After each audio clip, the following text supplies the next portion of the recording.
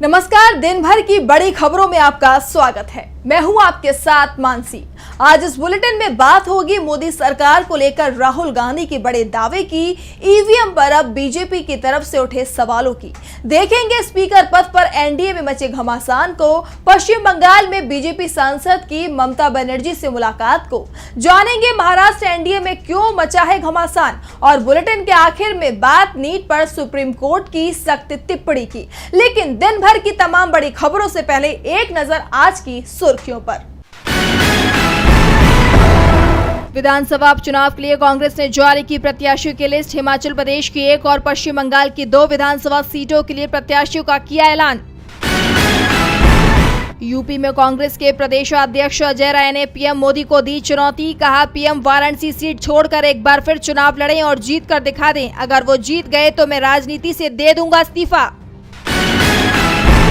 Kanchenjunga train हादसे में घायल पैसेंजर ने मालगाड़ी के ड्राइवरों की शिकायत की। कहा, दोनों पायलट की लापरवाही से हुआ है एक्सीडेंट। रेलवे 19 जून को करेगा जांच।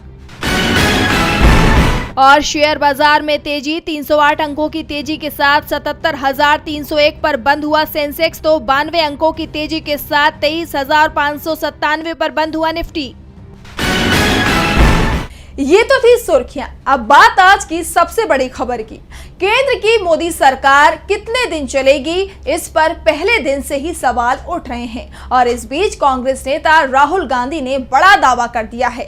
उन्होंने संकेत दिए हैं कि एनडीए में शामिल कई दल उनके संपर्क में हैं। और क्या कहा राहुल ने, जानने के लिए देखिए ये रिपोर्ट। कांग्रेस सांसद राहुल गांधी के खुलासे ने एनडीए खेमे में खलबली मचा दी है। दरअसल राहुल का कहना है कि एनडीए सरकार के कई सांसद इंडिया गठबंधन के संपर्क में हैं। राहुल ने चेतावनी दी है कि एक छोटी सी गलती एनडीए को बहुत भारी पड़ सकती है। इसके साथ ही राहुल ने दावा किया कि मोदी खेमे में बहुत असंतोष है। उस तरफ के कई दल सरकार गिरने पर पाला बदलने के लिए तैयार हैं। राहुल ने कहा कि लोकसभा चुनावों के बाद भारतीय राजनीति में बहुत बड़ा बदलाव आया है, जिसके बाद मोदी का विचार और मोदी की छवि खत्म हो गई है। राहुल ने बीजेपी को घेरते हुए कहा कि जो लोग 10 साल से अयोध्या की बात कर रहे थे, उनका वहां की जनता ने सफाया कर दिया है।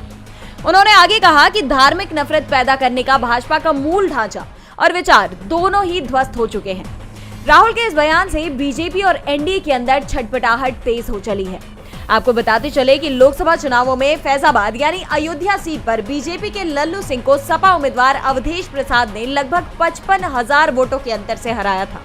राहुल गांधी ने मोदी सरकार के जल्द ही गिरने का दावा किया है, तो दूसरी तरफ इंडिया में शामिल तमाम दल खुलकर दावा कर रहे हैं कि ये सरकार जनमत की चोरी से आई है, ईवीएम में धांधली के सहारे जीती है। लेकिन अब ईवीएम पर सवाल उठाने वालों में बीजेपी के नेता भी शामिल हो गए हैं और चुनाव आयोग एक बार फिर सवालों में घिरता दिख रहा है। तो क्या है पूरा मामला, देखिए ये रिपोर्ट। ईवीएम को लेकर विपक्ष तो पहले से ही मोदी सरकार और चुनाव आयोग पर हमलावर है, तो अब इसमें बीजेपी नेता का भी नाम शामिल हो गया है। आपको बता दें कि इस बार के चुनाव नतीजों के बाद कई विपक्षी प्रत्याशियों ने अपनी हार के लिए ईवीएम को जिम्मेदार ठहराया था। अब इस विरोध में बीजेपी के नेता भी कूद गए हैं। हम बात कर रहे हैं अहमदनगर से बीजेपी के हारे हुए प्रत्याशी सुजय राधाकृष्ण विखे पाटिल की। विखे पाटिल को शरद पवार की एनसीपी के नीलेश ज्ञानदेव लंके ने 28,929 वोटों से हराया है। और अब विखे पाटिल ईवीएम को अपनी हार का जिम्मेदार मान रहे हैं। इसे लेकर उन्होंने इलेक्ट्रॉनिक वोटिंग मशीन और वीवीपैट यूनिट के मेमोरी वेरिफिकेशन की मांग की है। इसके बाद ये साफ हो गया है कि विपक्षी नहीं बल्कि बीजेपी के नेता भी ईवीएम पर सवाल उठा रहे हैं। ऐसे कुल 10 उम्मीदवारों ने चुनाव आयोग का दरवाजा खटखटाया है और ये तस्वीर सिर्फ लोकसभा ही नहीं बल्कि विधानसभा में भी नजर आ रही है। पिछले दिनों ओडिशा में विधानसभा चुनाव हुए। यहाँ झारसुगुड़ा से बीजेडी की नेता दीपाली दास ने चुनाव लड़ा और मात्र 1265 वोटों से हार गई। गौरतलब है कि दीपाली इस सीट से पहले कई बार जीत दर्ज कर चुकी है।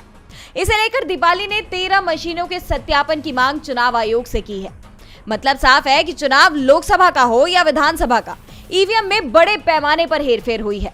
बीजेपी भले ही ईवीएम का खुलकर समर्थन करती हुई दिखती है, लेकिन अब तो बीजेपी के ही नेता ईवीएम में धांधली के आरोप लगा रहे हैं, और वो भी उस राज्य में जहां पहले से ही बीजेपी की सरकार है। बीजेपी के नेता ही ईवीएम पर सवाल कर रहे हैं, जिसने मोदी सरकार की परेशानी बढ़ा दी है। वैसे परेशानी तो इस समय लोकसभा स्पीकर के पद ने भी मोदी सरकार की बढ़ा रखी है। बीजेपी अपने पाले में ये पद रखना चाहती है तो एनडीए के सहयोगी इसे बीजेपी को देने को तैयार नहीं है। खास तौर पर टीडीपी का रुख कुछ ज्यादा ही सख्त दिख रहा है। तो क्या है मामला, देखिए ये रिपोर्ट। लोकसभा स्पीकर का पद एनडीए में टूट की वजह बनता दिखाई दे रहा है। एक और बीजेपी किसी भी कीमत पर स्पीकर की गद्दी पर अपने नेता को बिठाना चाहती है, तो वहीं टीडीपी भी अपनी मांग पर लगातार अड़ी हुई है। चंद्रबाबू नायडू ने तो स्पीकर पद को लेकर समझौता करने से इनकार ही कर दिया है। नायडू का साफ कहना है कि लोकसभा में स्पीकर टीडीपी का ही होगा, क्योंकि एनडीए में पहले भी स्पीकर का पद सहयोगी दल को मिला है। वैसे दावा ये भी किया जा रहा है कि टीडीपी कोटे के मंत्रियों को कम महत्व के मंत्रालय दिए जाने से नायडू पहले ही खफा हैं, और दूसरी तरफ स्पीकर पद पर बीजेपी और टीडीपी की तनातनी एनडीए में टूट का कारण बन सकती है। टीडीपी को मनाने का जिम्मा राजनाथ सिंह को सौंपा गया है, लेकिन राजनाथ सिंह को भी कोई सफलता मिलती नहीं दिख रही है। इस बीच टीडीपी की मांग को अब इंडिया गठबंधन का भी समर्थन मिल गया है।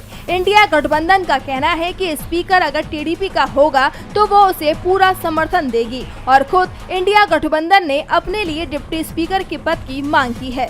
आपको बता दें कि नायडू के पास 16 सांसद हैं, और ये तय माना जा रहा है कि टीडीपी जहां जाएगी वहीं उसकी सहयोगी पार्टी जनसेना भी जाएगी, जिसके 2 सांसद हैं, यानी 18 सांसद एक साथ पाला बदलने की तैयारी में हैं। अगर नीतीश कुमार भी नायडू के साथ आ जाते हैं तो 30 सांसद एनडीए से अलग हो जाएंगे, जिससे एक झटके में एनडीए अल्पमत में आ जाएगी। 26 जून को स्पीकर के पद का चुनाव होना है, और ये तय माना जा रहा है कि बीजेपी अगर टीडीपी की मांग के आगे नहीं झुकती है तो 26 जून को ही एनडीए में टूट हो सकती है, जिससे बीजेपी के लिए स्पीकर पद तो दूर, सत्ता भी हाथ से पूरी तरह से फिसल जाएगी।